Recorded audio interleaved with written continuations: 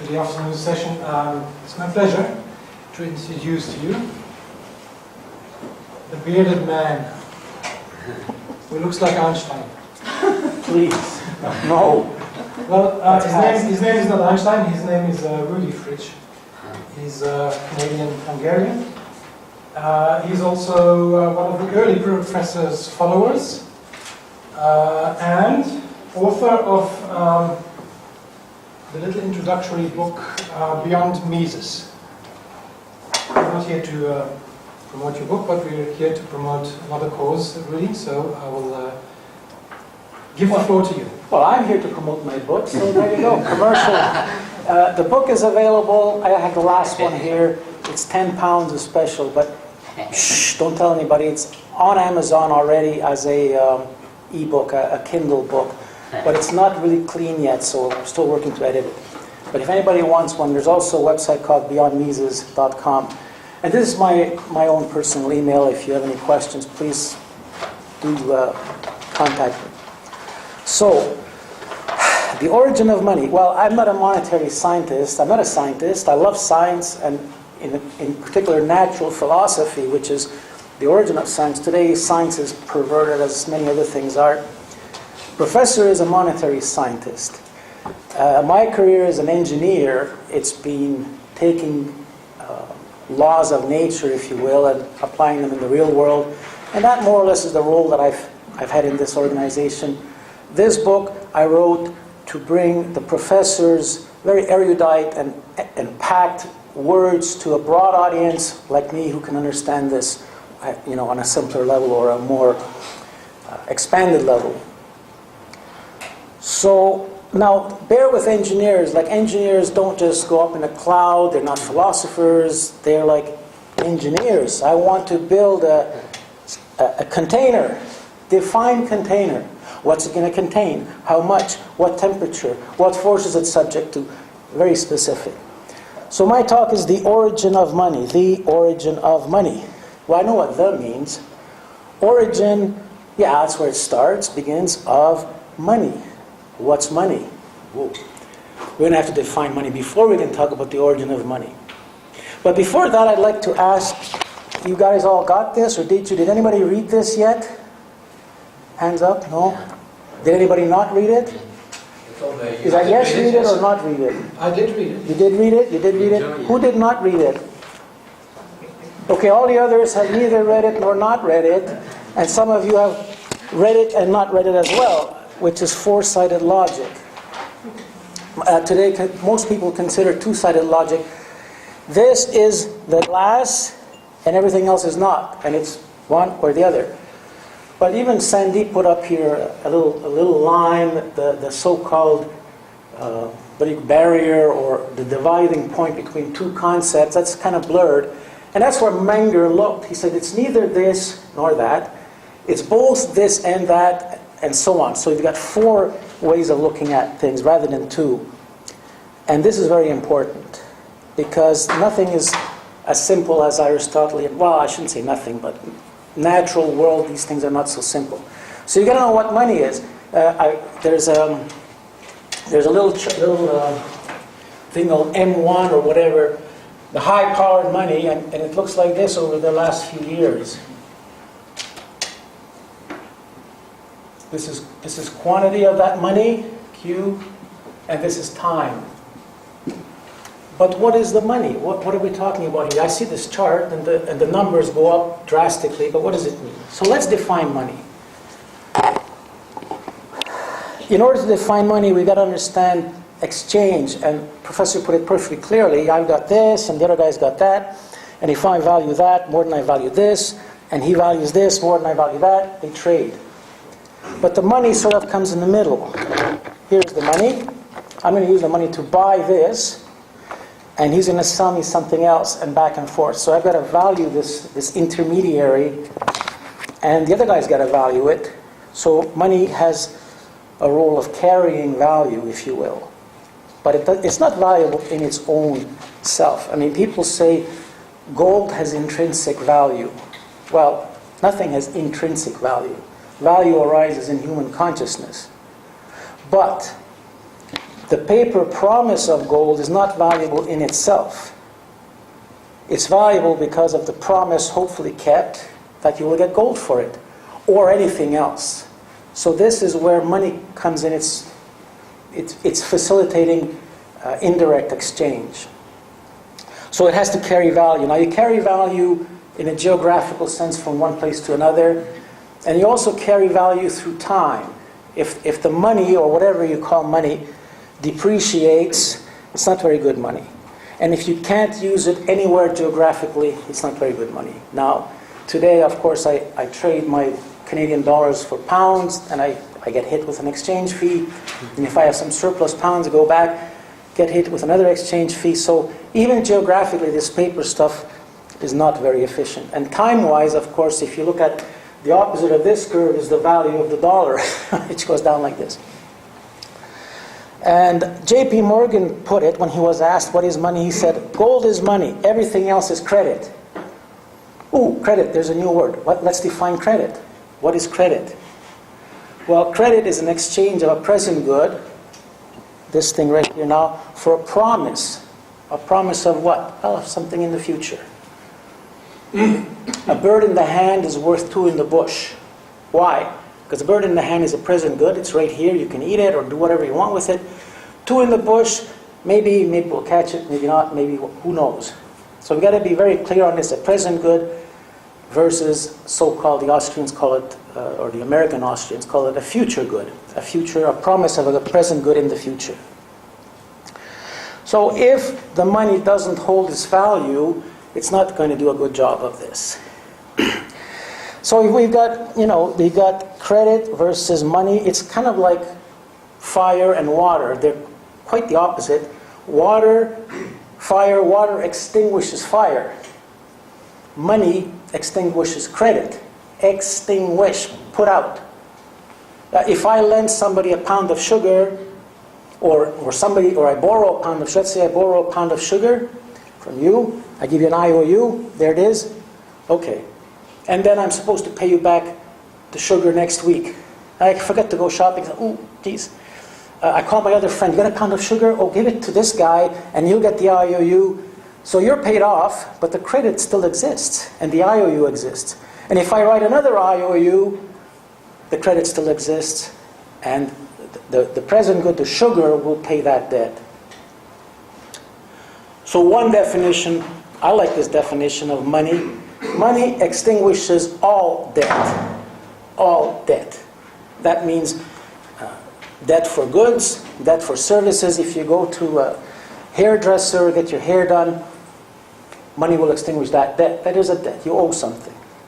And all debt means if you get your salary in the form of sugar, you're not going to be very happy because you don't want to lug home tons of sugar.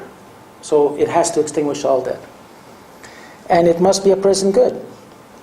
Now, this was very well known 100 and some odd years ago. People knew what money was. They were fish in water. Money, clink, gold, silver, no question. This has changed for some reason.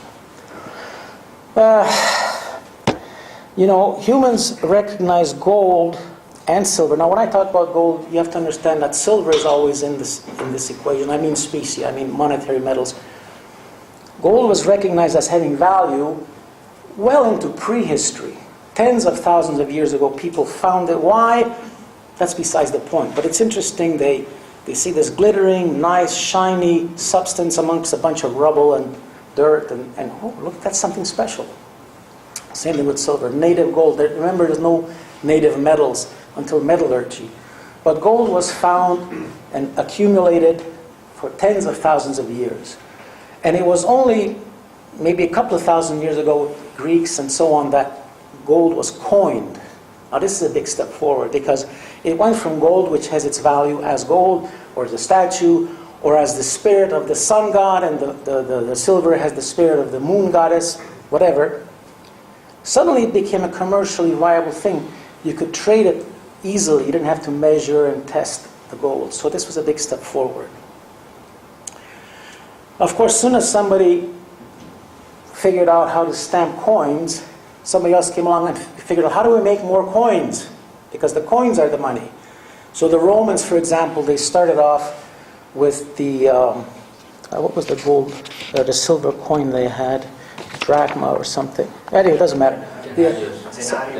Denarius, there you go. And when it was first issued, 60 or 65 BC, it had 0.4 grams of silver in it. And 250 years later, when the Roman Empire went down the tubes, they had 0.04 grams, virtually no silver. And of course, the value of it declined as the silver or money content declined. So the coin is not the money. The coin is a presentation of the monetary metal in a measurable quantity, a weight and fineness of gold. And that's another definition of money. Now the Menger comes along, and he was a couple of hundred years ago, and everybody knew this, but he's the guy who had the curiosity. He was the fish in water who said, what's water?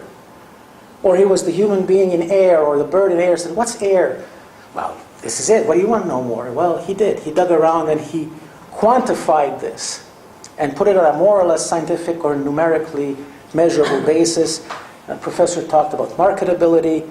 And if you look at this really closely, in reality, there's no spread on gold. Gold is gold. There's no spread on money. Money is money. You don't buy and sell money. You buy and sell other commodities with the money. So if you take your car off the parking lot, brand new car, and you paid, I don't know, 10,000 pounds for it, and you drive it one block and you want to sell it, you know how much loss you take. So it's very illiquid. Whereas gold is money. And it's been accumulated for centuries, thousands of years, and that's why the stock to flows of gold are huge. 80 years worth of gold, and perhaps something in that neighborhood for silver exist above ground. And how come it hasn't lost its value?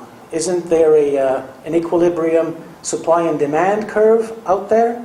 But there's 80 years worth of mine supply, so it should be worthless. It should be like a glut. Should be. Well, interestingly enough, it's not. And why not? Because it's money. Money is unique. There's another little story I like. You're in the Sahara Desert and you're lost and you're getting thirsty, and along comes a sharp Arab trader on a camel. You want some water? Oh yes. How much are you willing to pay me? Anything. You buy the water because you're desperate. That's your highest thing on your value scale. The value scale is another Austrian thing. And then you drink the water, and, well, you want another one? Well, yeah, maybe. Drink another liter. You want another one? No, I have no room for that anymore. The utility of the next liter of water has suddenly gone down. But I'll buy a canteen from you if you have a canteen to spare and carry the water. So you buy canteens full of water, and you're staggering along with all these canteens. You want another canteen? No. The value or the marginal utility or the value of the next increment, no. And now suddenly the next thing you want, maybe, sell me a camel, I want to get out of the desert. Whatever. Or if you're driving your car and your gas meter is going down less and less and less, but more and more important, that's your focus. I've got to get some gas. You start filling it. You get to the end, there's no more utility in the next liter of gasoline. Where would you put it? What would you use it for? And you have no, that's the declining marginal utility. But notice one thing, when you bought your water, or your camel, or your gasoline, you used money to buy it. So the money is used for anything that you want, anything economical that you want. And it's always the most valuable thing, because you always want what you want the most right now. That's what it is, and it's a dynamic thing, but the money is the money. So there's many ways to proceed here. Sometimes, why is it money, why not something else? It's just the way it is. That's just the way it is. Because 80 years of accumulation, 8,000 years of accumulation have led to 80 years worth of gold, and you can measure it any way you want.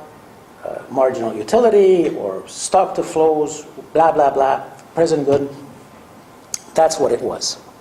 So, and of course, during history, mankind tried many other things that would have a monetary value, that would be used as a trade good.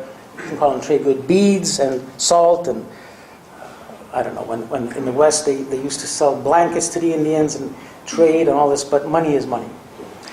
Now, in order to best understand what money is, it helps to understand what money is not. And why did J.P. Morgan say everything else is credit? Well, we already defined credit. So we're going to look at, and this is the main thing here, how did this get lost? How did people lose sight of the fact that gold and silver are money and nothing else is. Everything else is credit to today, when most people believe money is that stuff that piece of paper in your pocket.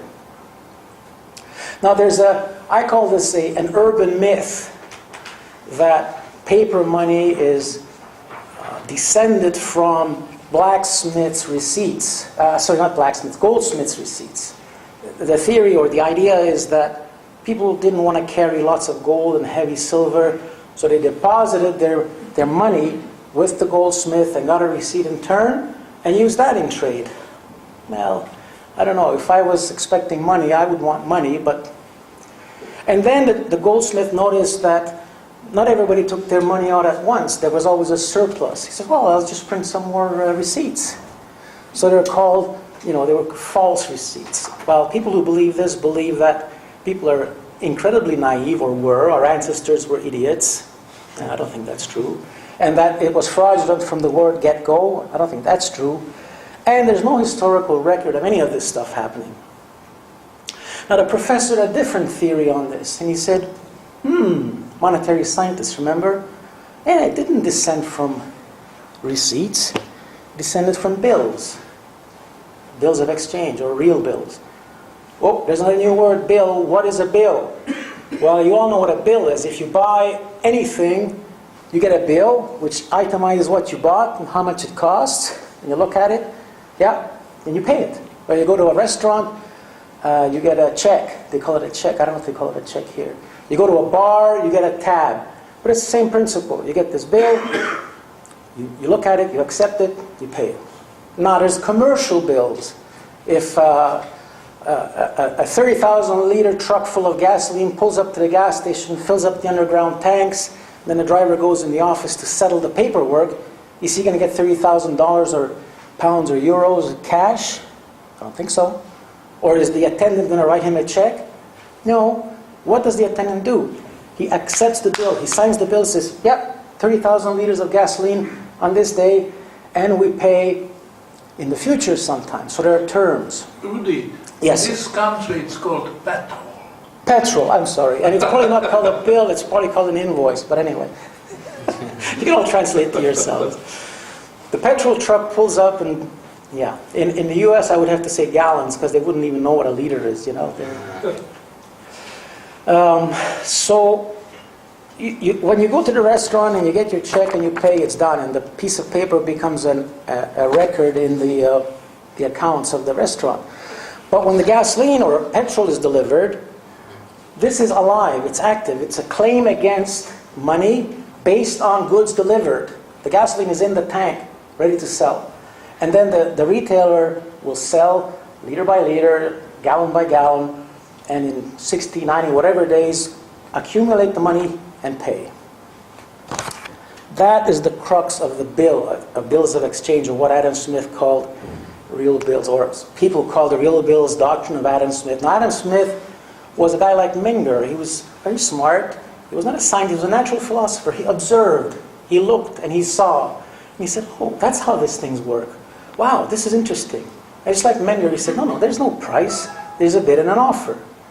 And he said, the world trade is carried by these bills. Well, guess what? A dollar bill is called a dollar bill. It's not called a dollar receipt or a dollar receipt or anything like that. Interesting. Now, you have to understand what this bill was. This whole bill market is a huge topic which I don't have time to cover in exhaustive detail. But what it meant was that it's trust-based credit. It's not borrowing. The gasoline station doesn't borrow the gas or the petrol. It's put in his tank on consignment. It theoretically still belongs to the wholesaler, but it's sitting in this guy's tank and he's selling it. And bit by bit, he sells it and pays it off. And without this, he would have to go out and borrow money on the bond market, pay the interest rate to buy this gasoline, or put his own cash in there. Now, if we have time, I'll put up a little thing about that too. But here are these bills. Now, what does the wholesaler do with this bill, this gas or petrol bill? Well, he can accumulate it in his drawer as his accounts receivable, or he could assign it to maybe the gasoline refinery. Say, well, I'm going to pay my bill to you with this, which is coming from the gas station. Oh, so he assigns it to that other recipient, and when the thing comes due, he gets paid, not me, or not the wholesaler. You all understand this? If you sell something to somebody and you get a promise from him to pay you, you pass this on to the other guy, and if he likes it, says gasoline on a main street, yeah, that'll sell, that money will come in, okay, we accept it. Or if it's bread, or beer, or anything. And built on this system, this real bills circulation payment, was the whole, what do you call it, peaceable days, the pre-World War I, wonderful times, backed by gold. And all these bills matured into gold. So, once we had these bills, you understand that a retail bill is just a retail bill, you pay it. A commercial bill is just a commercial bill. For example, if a bill for a table like this, it's not exciting. Nobody would want that. Why should they? How does that get paid? I don't know. I'm not interested. But it's for, let's say, a keg of beer goes to the pub, and there's a bill outstanding, and the pub owner will pay for this beer in 60 days. Yeah, that beer will sell. People will not go teetotal or all at once. It's a consumer good in demand. It will be paid, so it will be accepted in payment. And this is circulation. Now, when there's circulation of a means of settling debt or credit, that's a monetary function. So already you can see that this bill has a monetary function, but it also has a cutoff date, and once it's paid, it's gone. It goes into the record, disappears. And new bills are drawn constantly. Now, what the professor came out with this, and I thought it was very interesting, the mechanism of how this bill worked, well, there was no electronic stuff or computers, obviously, it was a piece of paper. And on it was written, Peter, the pub owner, accepted 6 cases or 6 barrels of beer and promised to pay whatever 100 monetary units to Bob the brewer in 90 days from this date, blah, blah, blah. Done, official, takes it. Then he can, now this bill has some value because it's against a desirable good, and it promises money and the likelihood that it will be paid. Okay? And therefore, it's usable in payment. And of course, it's cost-free. It's at a discount. Now, what is the discount? Maybe you've heard about the word discount. Bills work on a discount basis, not on an interest basis. So I think I have to put this up on the board because people don't understand the difference. Percentage means nothing by itself. I mean, you could say, what's the percentage of alcohol in my beer? 5%. What does that have to do with interest rates at 5%? Nothing, except it's 5%. So a discount annualized to 5% is not at all the same as an interest rate of 5%. Let's say you want to, here's your little curve. This is time, and this is money. So you buy something at 100, I don't know, whatever it is, gold units or euros or pounds, and then this is 30 days, 60, 90. On this day it's due, and it better be paid. Because if it's not paid, lots of things kick in from the market, you'll be blackballed, you will never have credit again. Now, if you pay, you're going to pay exactly this amount, okay? Because that's what you promised to pay. There's no ifs or buts about it. But let's suppose you borrow the money. Well, you're going to have to add another line here, and this encompasses the interest rate. So let's say the interest rate is 4% per annum. That means 1% for 90 days, right? So if you pay back your borrowing, you're going to pay that much more. Instead of getting 100, you're going to get 1 less. You're putting up 1. You're giving up 1. Now 1 out of 100 doesn't sound like much, But think about it. What's the net profit on this? It's not 100. This is what you're buying and reselling. Your net profit, if you're lucky, if you have a pretty good business, could be maybe 8% per annum. Does that make sense? 8% is your profit, and 4% is the interest rate. Okay, so in 90 days, you make 2% profit.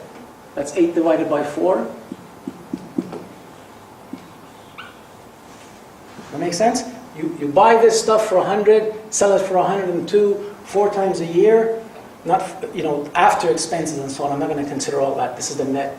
So your actual profit is 2, and 1 is your interest payment. Half your profit goes to finance your business. Half your profit. That's incredible. Nobody looks at it that way. They say, wow, it's only 4% interest rate. But compare it to your net profit, it's huge. Now, if you finance it through a bill, the worst you can do is this point here, because that's what you promised to pay that 100, right? In 90 days. So if you don't sell your stuff early or nothing happens, you end up with this. But suppose you sell early. Suppose consumers are driving their cars like crazy, or they're getting drunk more often, or eating more bread, or whatever you're in. You sell it, you pay back here. You pay back in 60 days, you pay early, you prepay your bill. You get a discount. And if you prepay it even more early, you get a bigger discount. And if a miracle happens, and you sell all your stock in the very same day, you get the full 90 days of discount. So this reduces your cost of business by whatever the discount rate is, the discount is, and this borrowing would add to it. That's okay with you guys? You understand what I'm saying here? This is enormous, enormous, because every step of the way, this gasoline goes through the retailer, the wholesaler, the refiner, the pipeline, the guys who slurp it out of the ground, etc., etc. And your beer has many, many suppliers of different goods, and every level this kicks in. That's why there was no unemployment under the real bills doctrine, because cost of business was so much lower, and marginal businesses that cannot survive and don't have enough profit, if your business is only 4% profitable, which is actually possible, you would pay all of it into interest. You would have zero income. So why do it? So all these things drop out. So these are the bills. Now, if anybody's interested, there's a lot more information about bills. The clearing system of the gold standard, without which gold standard cannot survive, and this bone hasn't been picked yet. The new Austrians are gung-ho, and the American Austrians don't even want to hear about this practically. And yet this was the crux of it. The gold standard has gold money, gold bonds, and gold bills. And all those together make the structure. And I could go on about how this is market-driven. If more people buy goods, more bills are drawn, and how it plays this monetary role in exchange, and after they expire, they go away. They're not like paper money or whatever that's printed and then sticks around in Chinese bank $1 trillion. So, now do you understand what the discount is? Why there's a discount? No? Yes? Maybe? If let's say I buy